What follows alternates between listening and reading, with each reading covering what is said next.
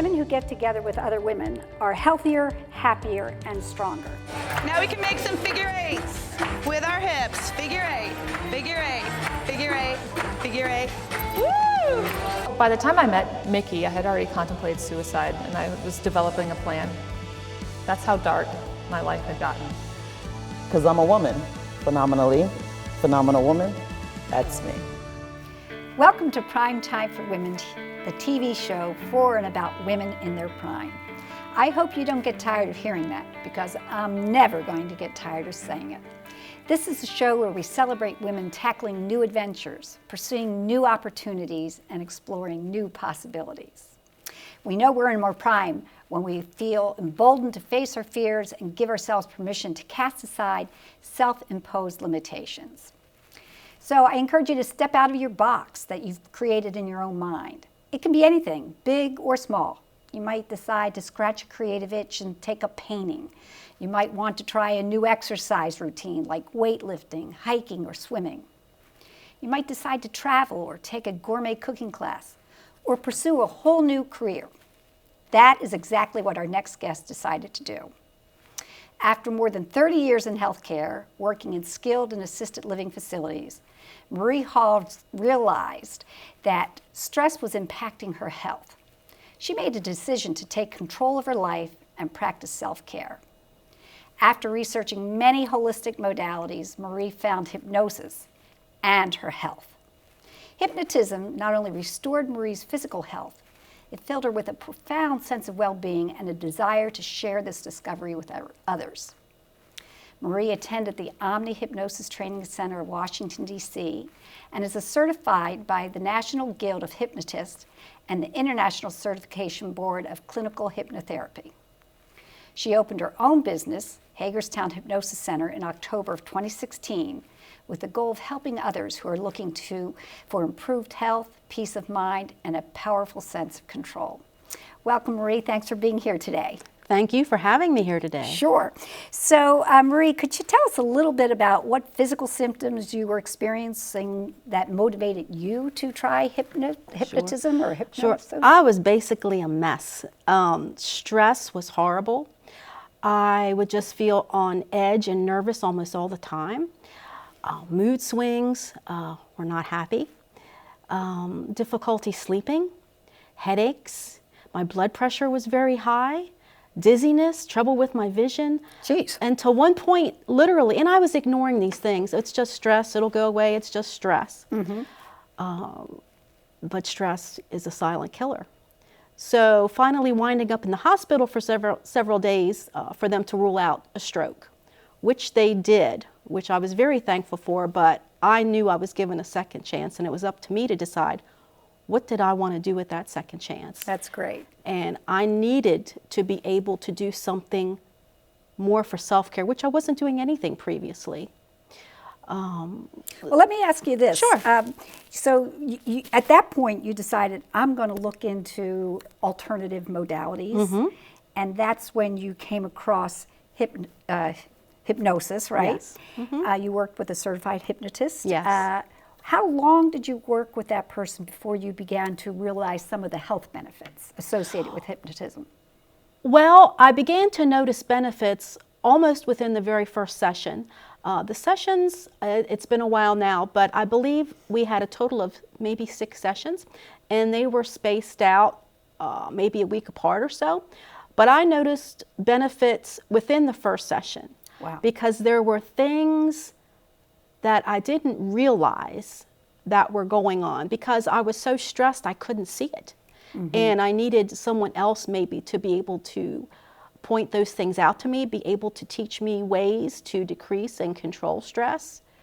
So I started noticing the benefit within that first session, but as sessions went on, I noticed it more and more. So by the time we were finished, I was like, wow, this is just amazing for me. How could this happen? And I just wanted to know more about it. And I love that when you experienced that, you wanted to share it with others. So yes. that's just really exciting. Yes. I think your website for Hagerstown Hypnosis Center has such a positive vibe. I love it. It says, unlock your potential and live the life you want. Do you really believe that hypnosis can do that for people? Yes, I do, because the mind, the brain is so amazing, and we utilize such a very tiny portion of the brain. And hypnosis allows for us to have clearer thinking, more focused thinking, and be able to make it, the brain literally makes physical changes within the body. And so yes, I do know that hypnosis can do that. I was wondering, what sort of issues or concerns can hypnosis help with? In this area right now, clients come to see me for smoking cessation. That is the #1 reason clients come to see me right now. That's followed closely with stress, anxiety, weight management, fears, phobias, pre and post surgery work. There's not much that hypnosis cannot help with. That's great. Well, we're going to take a quick commercial break, but before we do, I wanted to know just a yes or no. Is this also something that can help with like irritable bowel syndrome, high blood pressure, insomnia, that kind of stuff? Okay, that's great.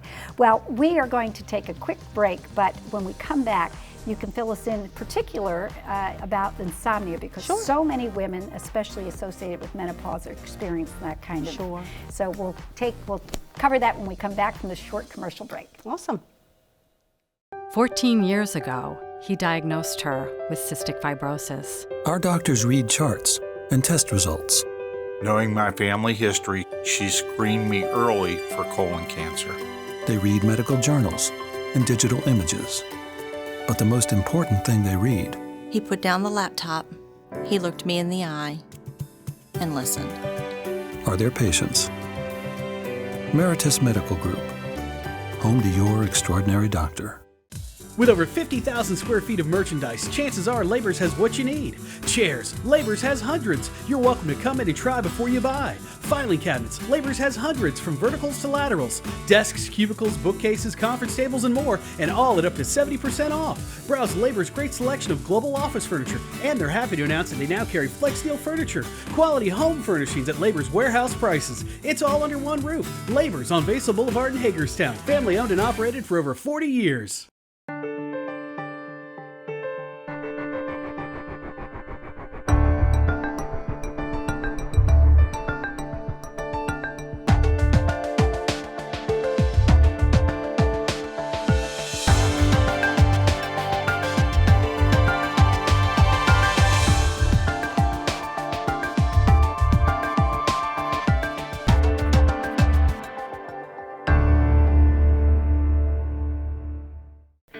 I'm so pleased to have Marie Hawes of the Hagerstown Hypnosis Center on today's show.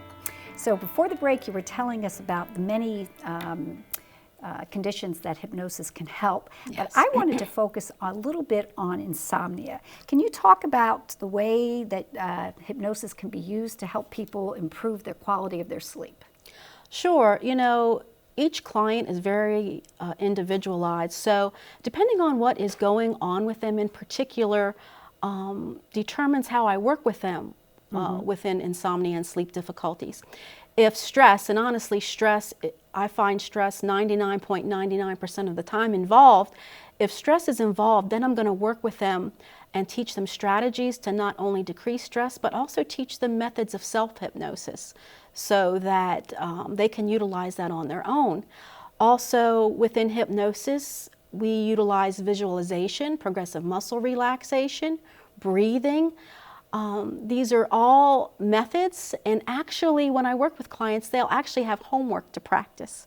They'll practice these methods because the more they practice it, the stronger the effect. You're actually training those neural pathways, right? Yes, yes. So let me ask you this though, in hypnosis, so many times the stress is associated, it's the sleep itself that creates the stress. Exactly. Like, what if I don't sleep? Exactly. So what do you say to those people? Knock it off? Well, now, Stop it. no, through hypnosis, we break up those connections, and there's different methods, ways that we can do that. And again, it's dependent on the person that I'm working with. Okay. Have there been studies that actually prove the efficacy of hypnosis for insomnia? There are many different studies going on. They're small, they're not large scale yet, and they're ongoing. Some of the studies come from the NIH, some of them come from the Mayo Clinic, others come from the National Sleep Foundation and other institutions, universities. However, the studies that I've researched are in very small groups, and they're not widely done. So this group may be small, and they're focusing on women between 40 and 60 going through menopause. This group may focus on, okay, stress going on in their life and how that affects them. This group may focus on PTSD and how stress affects insomnia. Yeah. Yes, but so, you know, it's a little bit of this and a little bit of that, but the research is ongoing. But the main thing that I have found in all the research is that hypnosis promotes relaxation and in turn decreases sleep difficulties and insomnia. Okay, that's great. I was wondering, Marie, if how long a typical hypnosis session lasts. Sure. When someone comes in to see me for the very first time, the first session usually lasts about an hour and a half. The follow-up sessions usually last on average about an hour. The first session is so extremely important because that lays the groundwork and the foundation that the other sessions are going to be built on. Okay. Because we learn strategies to decrease stress, but we also get rid of stuff that someone may know about on a conscious level, but more importantly, the stuff they don't know about on a conscious level that would prevent them from being successful. So I imagine that first consultation or interview is really you getting to know and that person really sharing their whole selves with you. Yes, that's within the consultation. I get to know that person and they get to ask me and I get to talk about anything and everything related to hypnosis. And then those follow-up sessions, we directly work on whatever the issue is. Okay. And can people work with you virtually as well as in person, or are you doing in-person hypnosis? You know, for the longest time, because of COVID, you know, I was working with clients online. Because hypnosis can be done online, it can be done on Skype, it can be done through Facebook Messenger. So yes. What a world. Exactly. But now that things were in another phase with the virus, I have opened up my office again for in-person sessions with all the safety precautions in place, wearing a face covering, using hand sanitizer, disinfecting all surfaces after a client leaves. And of course, if someone is ill or sick, I ask them to reschedule their session. Okay. And I was wondering, Marie, where is your office located? And if you could give your website in case people are interested in checking this out. Sure. My office is located at 44 North Potomac Street, Suite 204 in Hagerstown, right beside City Hall. It's in the same building as the Washington County Playhouse. And my website is Hagerstown Hypnosis Center. Okay. And I was wondering, do you ever host a group session or do you teach at all? Yes. I do have small group sessions. I've done small group sessions within stress management, smoking cessation, weight management, and actually in October I'll be teaching a continuing education class out at HCC for strategies to decrease stress. Okay, that's great. Well, I am so glad you're here today, and I appreciate your positivity and your belief in your ability to help others and your willingness to share it. I'd like to thank Marie for joining us on today's show and for her positive energy. Marie knows firsthand the transformative power of hypnosis. Her own improved health is what motivated her to become a hypnotherapist. If you're struggling with insomnia or any of the other concerns that Marie mentioned, I hope you'll reach out to her. As her website states, are you ready for change? If so, discover how clinical hypnosis can help you be your best. Stay tuned, we'll be right back with our next guest. 14 years ago, he diagnosed her with cystic fibrosis. Our doctors read charts and test results. Knowing my family history, she screened me early for colon cancer. They read medical journals and digital images. But the most important thing they read He put down the laptop, he looked me in the eye, and listened. Are there patients? Meritus Medical Group, home to your extraordinary doctor. The DVR, it's changed the way we watch TV. And now, Antietam Broadband takes you to the next level with TiVo. Find your favorites on cable or streaming video faster with voice-activated integrated search. Record up to 6 channels at once and watch from any TV in your home. TiVo from Antietam Broadband. It will change your life. Call today or visit AntietamBroadband.com to learn more. Do you know women who seem to have boundless energy? Women who sometimes leave you feeling tired just watching them live their lives with incredible passion? I do, and one of them is on our show today. Our next guest combines full-time work, parenting, volunteer work, and advocacy, and she makes it look easy, and in the process, she's energized. Charlotte Altenbrink is the co-owner of Dan's Restaurant and Tap House in Boonesboro, Maryland. A stay-at-home mother for 13 years, Ms. Altenbrink recently transitioned back to work when she assumed a more active role in the creative management, marketing, and social media relation of Dan's Tap House. Individually, and through her platform as a small business owner, Charlotte is an advocate for racial equality and social justice.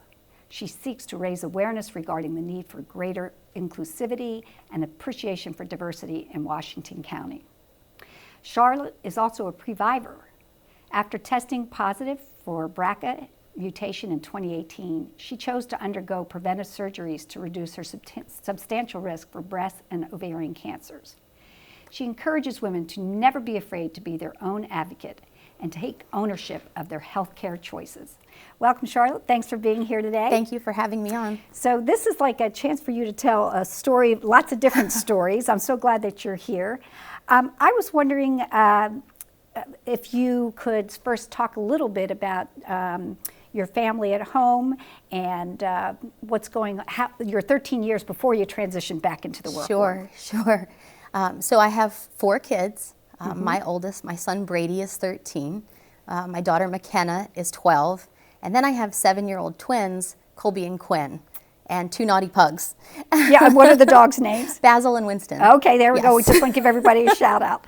When did you start taking a more active role in running the restaurant? I really stepped up, well, I guess to backtrack, when we opened the restaurant, I really had an instrumental role. And that was 2012, right? In 2012, okay. Yes. We've just had our 8th birthday Yay. in June. I really took an instrumental role in the design, the implementation of the design, the decor for the space. Right. And that was really an amazing process, and it was wonderful to see it come to life. To feel creative. Oh, yes. Yeah. Yes, and to see all of the ideas sort of come to life was just a very, very cool thing. But at that time, I still had very young children, and so it wasn't really time for me to step into an active leadership role in the business yet.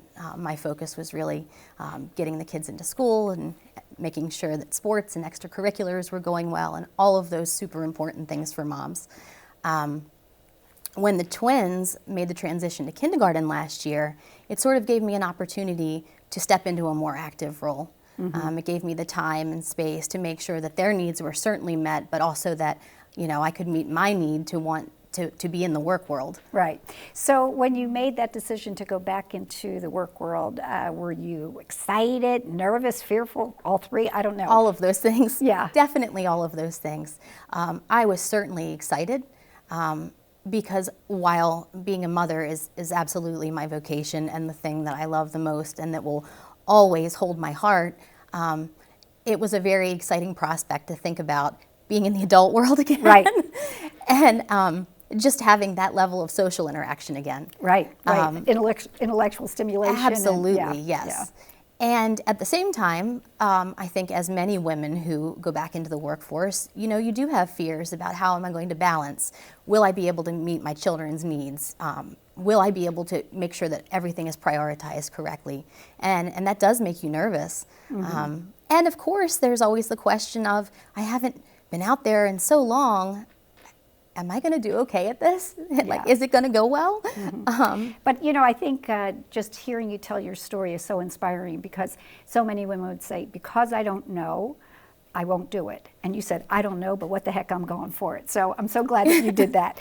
Charlotte, when you decided to do this, did you have mentors who supported you in this, or was there anybody that you turned to for guidance as you transitioned from home back into the workforce? You know, I really didn't. I really just took a deep breath and jumped into the deep end of the pool. And I am a very fast learner, and I figured I will just learn as I go, and I will figure this out. And I did. Yeah. And you know, I really, last summer, got things rolling, and we were on a very good trajectory. And then, of course, COVID hit, and then we were all sort of in the deep end of the pool together. Right. And it was an experience that was new and for everybody, right? Bizarre and surreal for all of us. Yeah. As a business owner and a manager, what qualities do you think make a good working environment? Sure. Well, I mean, I think that one of the most important things is to have a collaborative environment, and to have an environment where everyone feels comfortable and feels safe to voice how they feel. I think our business is very much like a family, and every family has differences, or, you know, it doesn't always get along, but when you know it's a safe place, that's the most important thing. I think the second thing that I would say is that what you demonstrate as a leader, your passion and your commitment, that really carries over, and when your team sees that, it encourages them to hold those same values. So well said. Charlotte, obviously you have a lot more to say and to share with us. I hope our audience stays tuned. We're going to hear more from Charlotte when we return from this short commercial break.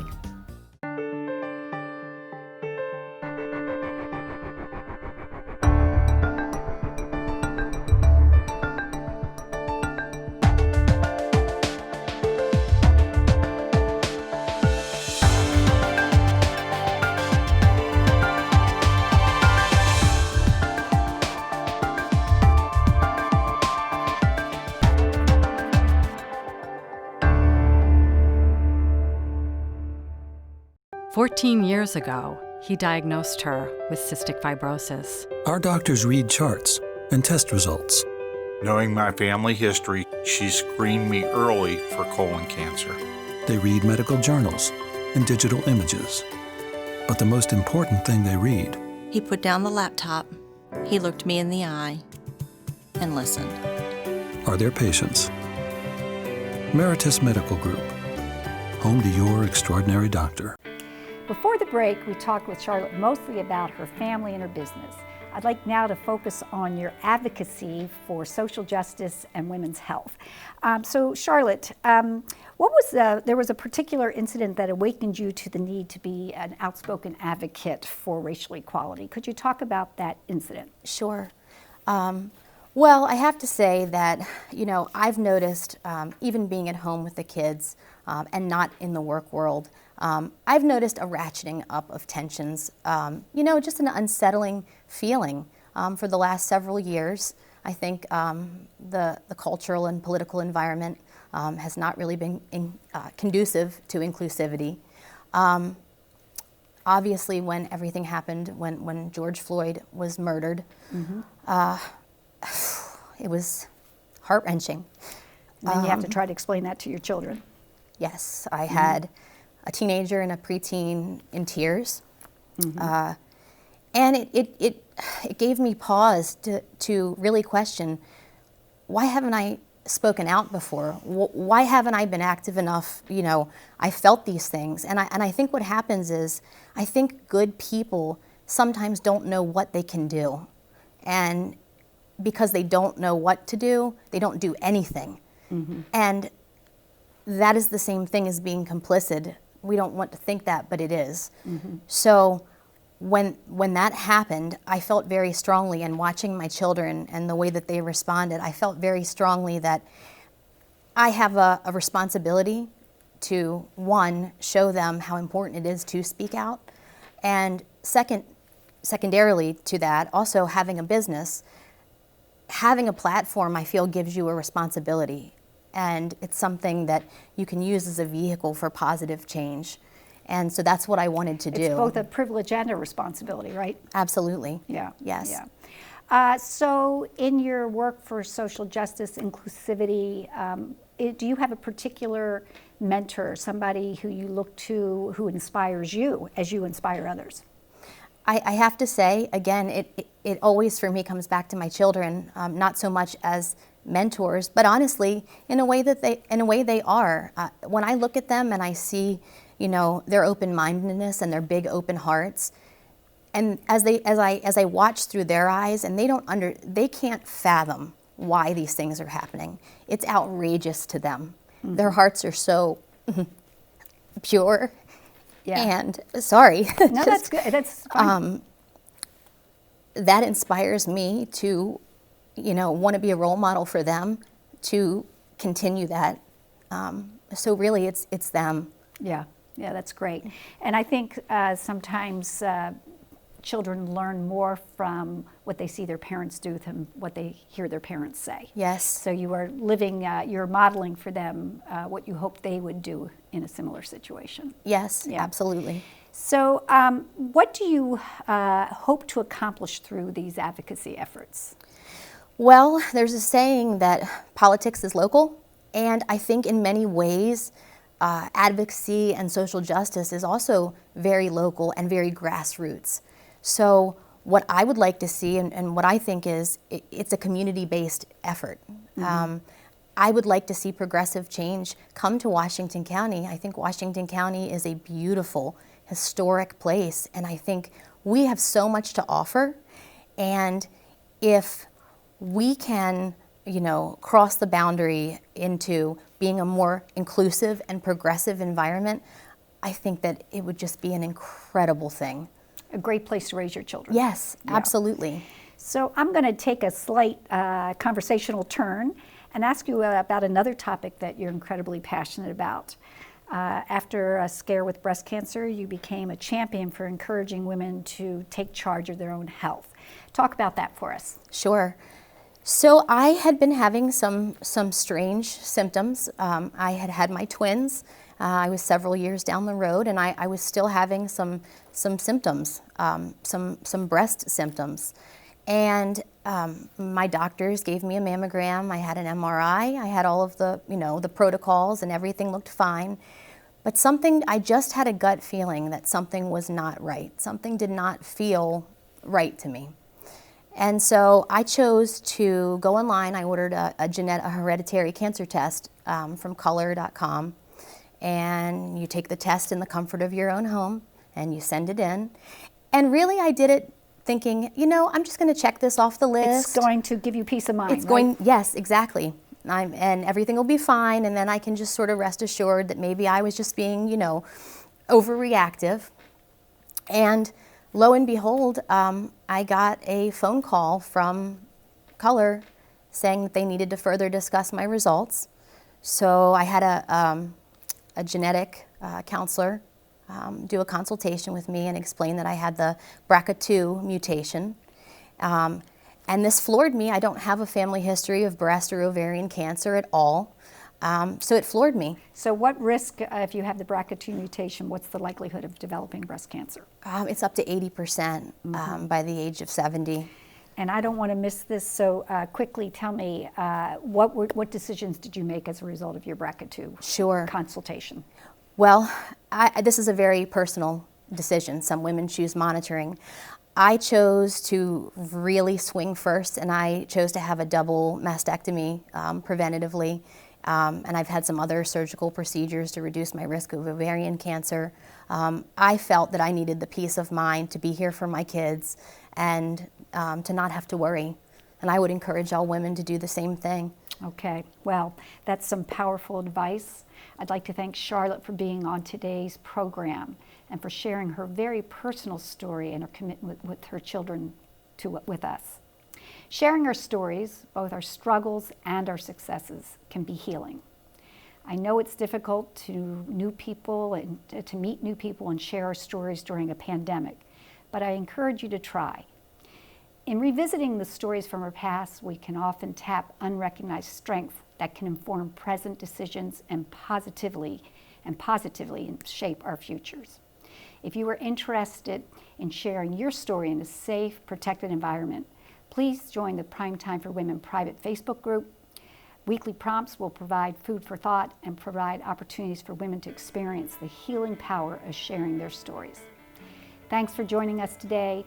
I'll see you next time on Primetime for Women.